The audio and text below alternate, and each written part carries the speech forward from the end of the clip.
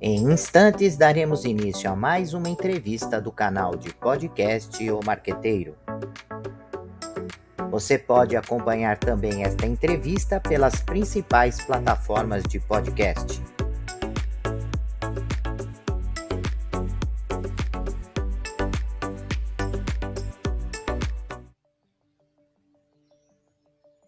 Seja bem-vindo, seja bem-vinda. Você está no canal de podcast O Marqueteiro. O tema é Desafios da Gestão Esportiva. Para tratar desse tema, convidamos Geraldo Ricardo Campestrini, que é mestre na gestão de desporto, diretor da Confederação Brasileira de Tênis de Mesa, autor do livro Plataforma de Negócios do Esporte, bacharel em Ciências do Esporte pela Universidade de Londrina, especialista em marketing da gestão do esporte. Olá, Geraldo, obrigado pela sua presença em nosso canal. Olá, professor, obrigado pelo convite. Prazer aí poder falar com vocês um pouco mais sobre gestão do esporte aqui no podcast. Ô, Geraldo, qual é a importância e o papel da gestão no esporte moderno? Bom, a gestão, enfim, como em qualquer segmento, né, em qualquer setor, tem esse papel aí de buscar organização, aproveitar uma melhor oportunidade, visão de negócios, de mercado, e aí nesse caso, no caso da gestão do esporte, aí focado muito na área esportiva, né, entender muito a dinâmica do mercado esportivo, de como ele funciona, de como que é o mercado consumidor dele, como funcionam as premissas técnicas, né, associadas à gestão também, né, tem uma área muito vasta aí de gestão técnica, que são aqueles profissionais que estão muito mais próximos, às vezes, de uma comissão técnica ou de um atleta, né, então precisa mesclar esses conhecimentos de organização, de planejamento, de estratégia, né, dentro de um escopo técnico, né? Mas enfim, a gestão tem se especializado, a gestão do esporte, né, tem se especializado muito no Brasil, tem aberto muitos campos de atuação, né, desde a área de inovação, tecnologia, passando aí pelas ferramentas de marketing e negócios e mercado, como a gente falou, de estratégia das organizações, de internacionalização das marcas ou até mesmo de recebimento de investimentos internacionais, enfim, é um campo bastante vasto aí de atuação. E, Geraldo, a sua aproximação é mais com relação à parte da modalidade de tênis de mesa. Como é que funciona esse mercado? Como que vocês acabam captando recursos para que essa atividade se desenvolva? E quais são os desafios desse mercado, Geraldo? Perfeito. Bom, vamos lá aqui, primeiro um parênteses, né? Eu estou no tênis de mesa agora, atuando em uma confederação esportiva, né? Que é a Confederação Brasileira de Tênis de Mesa, mas eu não sou do tênis de mesa, né? Eu não sou oriundo, não sou ex-atleta, praticante ou ex-técnico, como às vezes é muito comum, né? As pessoas migrarem dentro de organizações esportivas, acaba vindo de áreas técnicas nesse sentido. Então, eu tive uma oportunidade de trabalhar, quando eu trabalhava com consultoria, atuava com consultoria, tive um convite, que foi até uma indicação de um professor de doutorado à época. A confederação tinha um projeto para melhoria da governança da entidade, né? Então eu fiz esse projeto à época, logo em seguida, em 2016, acabei atuando no planejamento estratégico dessa mesma entidade, e aí ao término do processo ali, acabou que teve um gap ali, um lapso de tempo, mas no final de 2018 veio aquele convite comum de alguns consultores, né? Beleza, é muito fácil colocar no papel, agora vem aqui executar, né? Então foi nessa linha que eu acabei tendo ponto de encontro aí de poder, estou há 4 anos aí executando esse planejamento estratégico, né? Enfim, com uma visão de entender o mercado, né? O mercado de consumo aí do tênis de mesa, e poder colocar a entidade numa posição também de mercado mais favorável aí ao longo do tempo. Em relação a financiamento, né, ainda, né, as confederações, especialmente, elas acabam recebendo recursos da lei das loterias, né, que são tratados como públicos. Então a gente tem uma área bem grande aí de prestação de contas, né, de execução de projetos. Então, em determinados momentos ali se assemelha um pouco com organismos públicos, né? Mas elas são associações privadas, civis, né? Que podem captar recursos privados, né? Então, inclusive dentro das nossas estratégias uma das questões aí para depender menos, né, desses recursos públicos, embora o investimento hoje no esporte de alto nível, aí, como trabalha a CBTM e tantas outras confederações, é muito caro, né? Então é quase que inevitável esse vínculo, né, de ter um aporte federal aí para a busca de resultados internacionais aí, que posicionam o Brasil com melhor performance em competições mundiais, em Jogos Olímpicos, Jogos Paralímpicos, enfim. Então isso é uma política pública que foi definida lá atrás e que é atualizada e ela é permanente aí no nosso país, né? Mas é isso. Então acho que para te responder ali, a fonte de financiamento hoje principal, 85% é oriundo dessa lei das loterias, né? Aí uma parte vem do consumo de praticantes, de inscrições, enfim, eventos, né? E alguma coisa em patrocínio direto, em patrocínio privado, mas que de alguma forma muitos patrocinadores estão optando até pelo patrocínio direto a atletas, né? Então tem tido um pouco desse mix aí, né? E aproveitando o que você disse, né, dessas fontes de recursos que chegam até essa modalidade esportiva, deve ter uma quantidade maior de investimento por parte das empresas, das organizações, em época de grandes eventos, né, como a Olimpíada, quando o esporte ele acaba sendo uma modalidade que foi aceita ou que está sendo desenvolvida, e também da performance dos atletas naquela modalidade, não é isso? Com certeza, e o que tem sido muito comum aí, especialmente a partir depois da Rio 2016 ali, ou com a Rio 2016, as empresas têm optado muito por formar, entre aspas, aí os times, né? E aí contratar uma série de atletas de várias modalidades, muitas vezes mapeando aí o potencial de medalha de alguns deles, né? E aí trabalhar esse rol, aí, esse universo de atletas, de 15, 20, 30 atletas às vezes,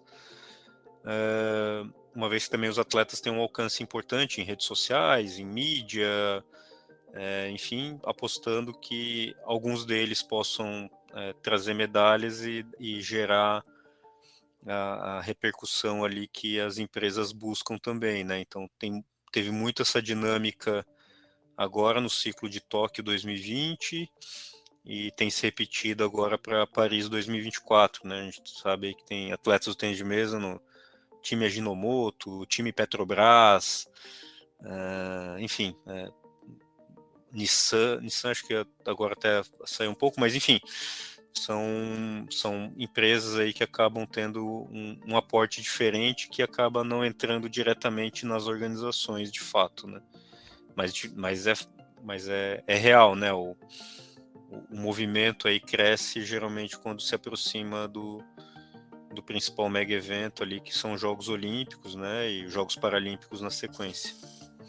E Geraldo, comparativamente, né, o mercado brasileiro esportivo, né, especificamente na sua área de atuação, com tênis de mesa, mas acredito que você está de olho também em outras modalidades esportivas, buscando referências, né, até mesmo para trazer para o tênis de mesa, mas comparativamente com lá fora, com outros países, o esquema de gestão, a forma de capturar recursos, ela é equivalente? Como é que está o Brasil comparativamente com o mercado esportivo mundial? O que tem até um projeto que aqui no Brasil foi liderado por um grupo da USP, Unicamp, chamado SPLIS, né, que ele faz uma medição de performance dos países, né, em relação ao alto nível, em relação ao alto rendimento. E a época e o último estudo aponta que, em termos de financiamento, né, bruto, o Brasil tem um importante aporte, né, comparável inclusive a países de primeiro mundo, enfim, em termos de circulação de recursos para o esporte, ele é consideravelmente alto, né? O que diferencia são os outros critérios ali que são analisados, né? Então, vai desde instalações esportivas, né? Então, às vezes numa produção de evento aqui no Brasil, a gente precisa investir talvez um pouco a mais em relação à própria produção para deixar um ambiente mais adequado, enfim, para a mídia, para participação das pessoas, do público, em comparação com países europeus, Estados Unidos, enfim, que tem instalações mais modernas, né? Capacitação de treinadores, né? Então tem um diferencial. Investimento em ciência e tecnologia, né? O Brasil tem um gap importante nesse sentido, na comparação com o mundo. Então, enfim, acaba que esbarra ainda nesse processo de desenvolvimento. Houve muito avanço aí na última década, especialmente, aí, e até o próprio ciclo da Rio 2016 empurrou muito investimento e algumas confederações souberam aproveitar muito bem esse recurso. Mas, enfim, quando compara com o mundo, acho que a gente ainda tem esses gaps, né, de tecnologias, instalações, treinadores, né, enfim, tênis de mesa, a gente ainda mantém contratos aí com técnicos franceses, né, que fizeram todo um trabalho lá desde 2009 e ainda tem essa dependência aí pelo nível que eles estão em comparação com o mundo, né? Então tem ainda essas questões, né? E é interessante no que diz respeito a tênis de mesa, né, Geraldo, porque o desempenho dos nossos atletas é magnífico, né? Nós temos resultados, nós temos atletas de ponta nessa modalidade esportiva. E mesmo assim, há uma resistência muito grande da mídia em geral de fazer cobertura, de divulgar, né, de incentivar não só as pessoas a praticarem esse esporte, mas também de acompanharem, de assistirem. Nós sabemos que se for bem divulgado, se for bem trabalhado, se for bem planejado, e aí entra a sua área, há demanda, porque as pessoas gostam de acompanhar o esporte, né? Elas gostam de vivenciar modalidades diferentes de esporte. E a grande cobertura da mídia sempre acaba sendo no futebol, né? Onde tem maior quantidade de investimento, de empresários, de patrocínio, né? Tem uma cobertura maior, mesmo com todos os problemas que o mercado da bola, do futebol, no caso, tem. Envolvimentos de escândalos, falta de planejamento, mas mesmo assim absorve a maior quantidade de atenção para a mídia.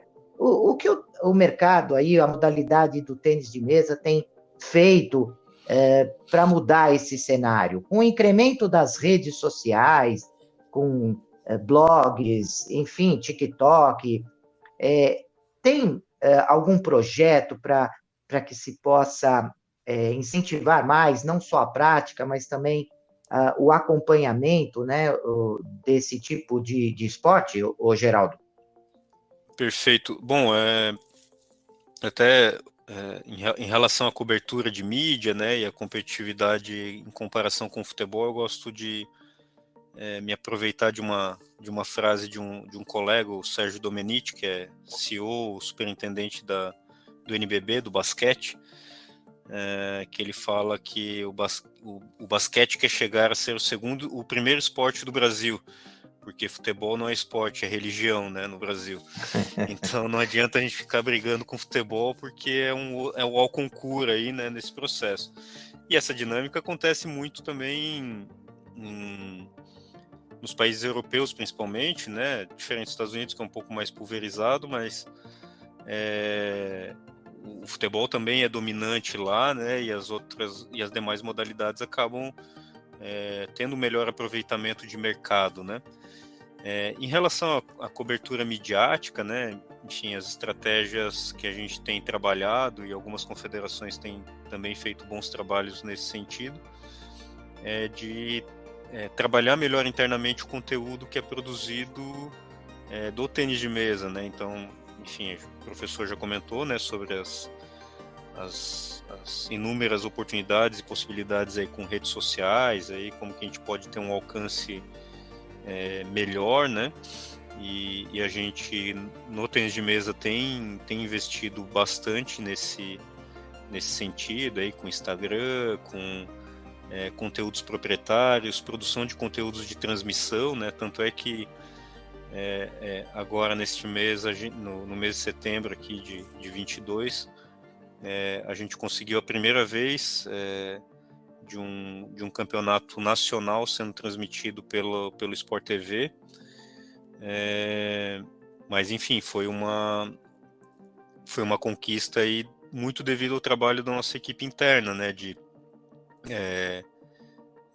trabalhar essa produção de conteúdo, ganhar a confiança, né, do veículo lá para poder abrir a grade e fazer a transmissão, né. Então acho que teve uma construção aí de pelo menos uns 3 anos para chegar nesse resultado, que é um primeiro passo para que a gente estoure a nossa bolha, né? Que é o que a gente sempre fala aqui. A gente tem uma comunidade, geralmente as comunidades de esporte são muito engajadas entre si, né? Dentro dessa bolha, e a gente precisa trabalhar muitas vezes para poder aumentar a capacidade de ter pontos de contato, estourar essa bolha, e essas são as alternativas aí, né, de produção de conteúdos às vezes que fujam um pouco só aquela linguagem rígida do esporte, né, tratar de brincadeiras.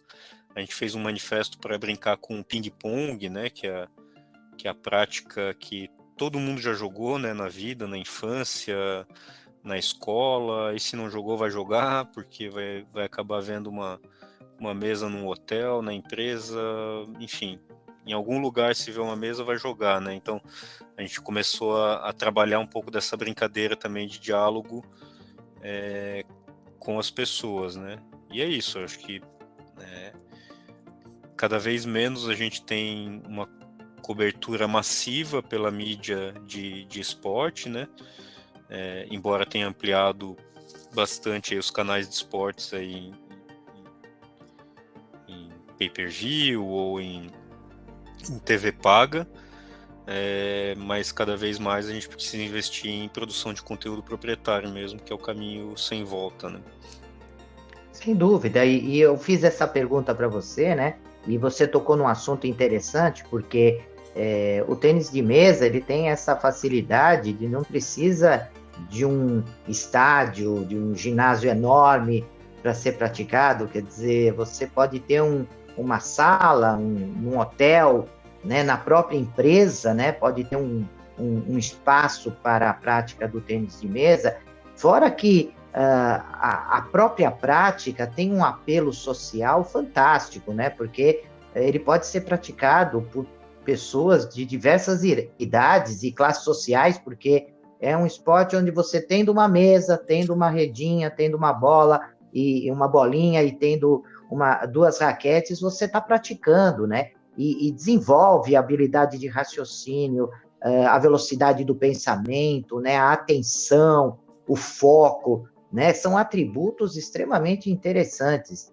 E eu fiz aquela pergunta para você, Geraldo, porque eu lembro do saudoso Luciano do Vale, quando ele, na época que não tinha ainda pay-per-view, ou esses canais que focam o esporte o dia inteiro, ele levou para um domingo inteiro modalidades esportivas que não eram conhecidas pela população brasileira, e eu lembro que, na época, muitos esportes começaram a ser falados, praticados, graças ao incentivo que ele deu ali na televisão Bandeirantes, né? Então, como sinuca, Fórmula Truck e outros esportes que não eram falados, né? Ninguém imaginava que aquela modalidade tinha resultado, era gostoso de se praticar. E eu lembro também, mais recentemente, quando a TV Record ela passou a Olimpíada de Inverno e alguns esportes, né, que a gente nem imaginava que tinha, e as pessoas começaram a falar, a praticar, a acompanhar. Então, assim, divulgando, né, tendo um planejamento adequado, traz resultados, não é isso, Geraldo? Exato, e acho que e olhar muito para qual que é o perfil e a característica de cada modalidade, né? Então, o tênis de mesa ele tem muito uma característica de prática, né? E menos de assistir, assim. Embora, de novo, o esporte mudou bastante, aí, né? Antigamente, na época do Goiama, ainda os pontos eram até 21, era um jogo até às vezes um pouco mais moroso. Agora, com as mudanças de regra, vai até 11, se tornou um jogo bem mais dinâmico, bem mais consumível aí pela mídia, né? Mas, independente disso, ele é uma modalidade que ele é mais palatável, digamos assim, para ser jogado, né? Então, vai muito da estratégia das organizações, né? De como que a gente explora também né, explorar no bom sentido aí, esse atributo do esporte, né? E aí eu sempre faço esse convite para as pessoas, né? Entender o que é a tua modalidade, o que ela entrega. Às vezes tem modalidade que é muito difícil de praticar. Sei lá, uma vela, por exemplo, não é um esporte simples de praticar, não é um esporte barato de se praticar, né? Então, qual que é o nicho de mercado que a gente vai atuar? Ele vai ser mais formatado aí para conteúdos para TV. Que tipo de conteúdo para TV? É o conteúdo ao vivo ou ele é o conteúdo de documentário, né? Enfim, são questões que sempre precisam ser levantadas para poder, enfim, aproveitar o máximo possível, extrair o máximo possível da capacidade de cada esporte que ele pode entregar. Então, às vezes é isso, né? O tênis de mesa pode ser que nunca chegue numa recorrência de aparecer na TV aberta, por exemplo, que é o sonho de todo mundo, mas nem por isso ele não está sendo desenvolvido, né? Às vezes a gente está desenvolvendo ele mais nas micro competições que acontecem regionalmente, de forma conectada, né? Como tem aí o exemplo da Europa, né? Hoje a gente busca um aumento do número de praticantes registrados. Nós temos 6 mil filiados, 6 mil e pouco agora esse ano. Tínhamos atingido no máximo 4 mil aí anos atrás, em 2016, enfim. Então a gente tem um crescimento importante. A Alemanha, por exemplo, onde o tênis de mesa também é o 10º esporte da Alemanha, tem 700 mil filiados, né? Porque ele é completamente descentralizado. As pessoas jogam na sua comunidade, enfim.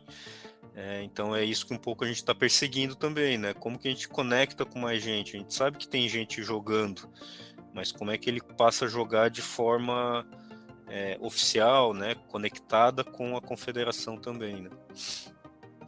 Maravilha. Geraldo, eu gostaria que você colocasse uma mensagem final, né? Um assunto muito interessante, uma conversa gostosa que nós estamos tendo.